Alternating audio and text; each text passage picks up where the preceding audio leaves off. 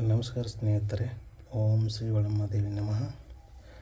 ಐನವು ಅಮರ ನಮ್ಮ ವಾಸ್ತು ಪಂಚಭೂತಗಳ ಎನರ್ಜಿ ಹಾಗೂ ವಾಸ್ತುಶಾಸ್ತ್ರ ಬಗ್ಗೆ ಮೊನ್ನೆ ಒಂದು ವಿಡಿಯೋ ಮಾಡಿದ್ವಿ.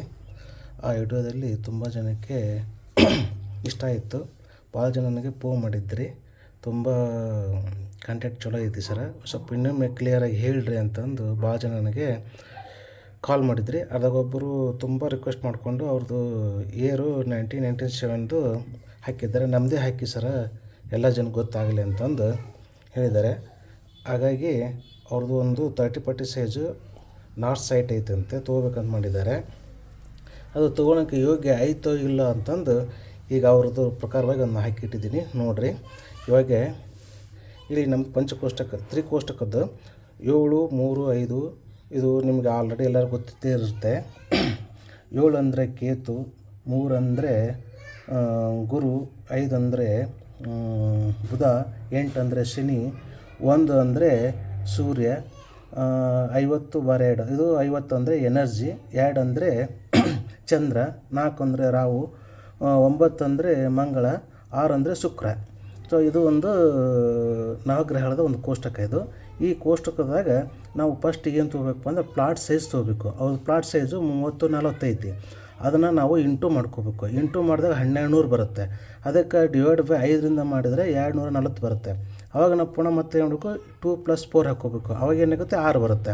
ಇದು ಸೇರಿಸಿ ಏನು ಬರುತ್ತಲ್ಲ ಇದು 6. ಮತ್ತು ಪ್ಲಾಟ್ ನಂಬರ್ ತೊಗೋಬೇಕು. ಅವರು ಪ್ಲಾಟ್ ನಂಬರ್ 29 ಚಾಯ್ಸ್ ಮಾಡಿದ್ದಾರೆ. ಅದಕ್ಕೆ ನಾವು ಇಂಟು 5ರಿಂದ ಮಾಡ್ಕೋ ಅಂದರೆ ಪಂಚಭೂತಗಳಿಂದ ಮಾಡ್ಕೋಬೇಕು. ಅದು 145 ಬರುತ್ತೆ. 1 + 4 + 5 ಹಾಕ್ಕೊಂಡಾಗ ಇದು ಟೋಟಲ್ ನಮಗೆ 10 ಬರುತ್ತೆ. 10 ಬಂದರೆ 1 ಅಂತ ಕನ್ಸಿಡರ್ ಆಗುತ್ತೆ. ಅವ್ರದ್ದು ಇರೋದು 1997 ಅಂದರೆ 1997ದಾಗ ಅವ್ರು ಹುಟ್ಟಿದ್ದು. ಅವ್ರದ್ದನ್ನು ಮತ್ತು ನಾವು ಏನೀಗ ನವಗ್ರಹದ ಐತಲ್ಲ ಈ ಕೋಷ್ಟಕದ ನಾವು ಹಾಕ್ಕೋಬೇಕು. ಅವಾಗ ಈಗ 7 ಇದ್ದಲ್ಲಿ ನಾವು ಅವ್ರದ್ದು 7 ಹಾಕ್ಕೊಂಡಿದ್ದೀವಿ, 1 ಇದ್ದಲ್ಲಿ 1 ಹಾಕ್ಕೊಂಡಿದ್ದೀವಿ, ಮತ್ತು ಹೊಳ್ಳಿ 9 ಇದ್ದಲ್ಲಿ ಡಬಲ್ 9 ಇತ್ತು 9 ಹಾಕ್ಕೊಂಡಿದ್ದೀವಿ. ಈಗ ನಾವು ಇದನ್ನು ಯಾವ ಥರ ಕ್ಯಾಲ್ಕುಲೇಷನ್ ಮಾಡ್ಬೇಕಪ್ಪ ಅಂತಂದ್ರೆ ಈ ಕಡೆ ಭಾಗದಿಂದ ಇವನ್ನೆಲ್ಲ ಪ್ಲಸ್ ಮಾಡ್ಕೋಬೇಕು. ಇಲ್ಲಿ ಒಂದೇ ಐತಿ, ಇಲ್ಲಿ 7 ಹಾಕ್ಕೊಂಡ್ವಿ. ಇಲ್ಲಿ ಇದನ್ನು ಪ್ಲಸ್ ಮಾಡ್ಕೋ 1 + 1 2 ಹಾಕ್ಕೊಂಡ್ವಿ. ಮತ್ತು ಇಲ್ಲಿ 9 + 9 + 6 ಟೋಟಲ್ ಇದು ನಮ್ಮ ಮಾಡಿದಾಗ ನಮ್ಗೆ ಲಾಸ್ಟ್ ಸೇರಿಸಿ 6 ಬರುತ್ತೆ. ಮತ್ತು ಪುನಃ ನಾವು ಮಾಡಬೇಕು, ಈಗ ನಾರ್ತಿಂದ ಸೌತು, ಇದು ನಾರ್ತ್, ಇದು ಸೌತು. ಇಲ್ಲಿಂದ ಮತ್ತೆ ನಾವು ಮಾಡಬೇಕು ಅಂದರೆ ಮೇಲಿಂದ ತಳಗೆ ಕನ್ಸಿಡರ್ ಮಾಡ್ಕೊತ ಬರಬೇಕು. ಈಗ ಒಂದೇದೇನೈತಿ 7 ಇದೆ, 7 ಹಾಕ್ಕೊಂಡ್ವಿ.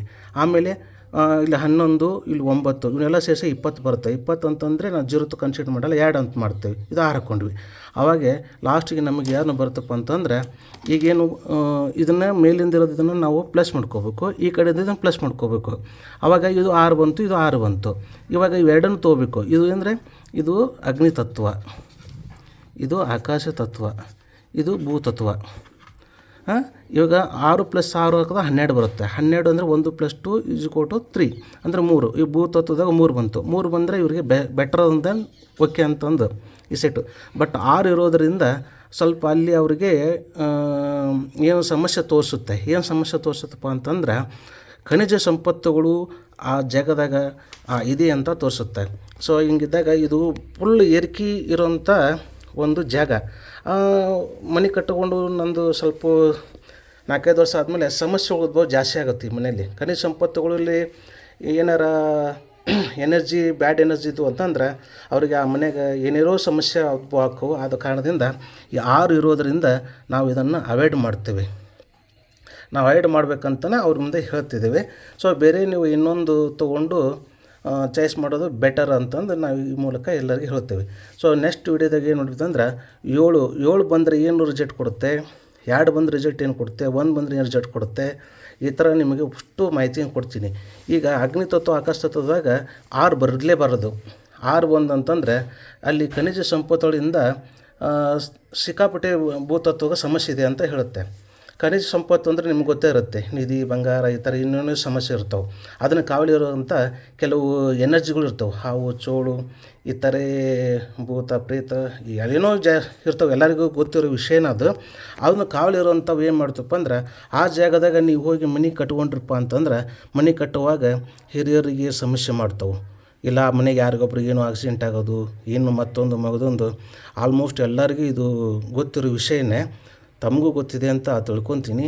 ಇದು ಯಾರಿಗೆ ಮಾಹಿತಿ ಸರಿಯಾಗಿ ಇಷ್ಟ ಆಗಲಿಲ್ಲ ಅವ್ರಿಗೆ ನನಗೆ ಕಮೆಂಟ್ ಮಾಡಿ, ನಾನು ನಿಮಗೆ ಕ್ಲಿಯರಾಗಿ ಹೇಳ್ತೀನಿ. ಸಬ್ಸ್ಕ್ರೈಬ್ ಮಾಡಿರಿ, ಲೈಕ್ ಮಾಡಿರಿ, ಸಪೋರ್ಟ್ ಮಾಡಿರಿ ಅಂತ ಈ ಮೂಲಕ ಎಲ್ಲರಿಗೂ ತಿಳಿಸುತ್ತಾ ಈ ವಿಡಿಯೋನ ಮುಗಿಸ್ತಾಯಿದ್ದೀನಿ. ಎಲ್ಲರಿಗೂ ಧನ್ಯವಾದಗಳು. ನಮಸ್ಕಾರ.